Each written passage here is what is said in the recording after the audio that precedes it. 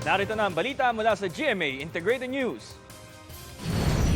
Lalo pang lumakas ang bagyong Goring na isa ng tropical storm. Ayon sa Pag-asa, mabagal ang paggalaw ng bagyo na huling namataan sa bahagi ng Basco, Batanes.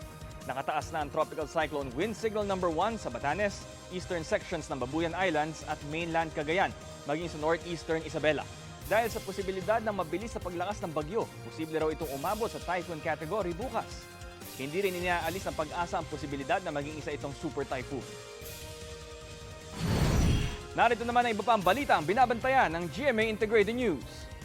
Mula sa Super Radyo DCBB, ilang pasahero na dismaya sa kulang umanong abiso tungkol sa limitadong operasyon ng LRT Line 1 ngayong araw hanggang Linggo.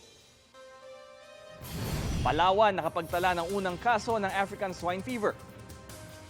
At dating US President Donald Trump sumuko kaugnay ng kasong may kinalaman sa tangkang pagbaligtad niya noon sa resulta noong 2020 elections. Para sa mas malaking misyon at mas malawak na paglilingkod sa bayan, ako po si Bam Alegre ng GMA Integrated News, ang News Authority ng Pilipino.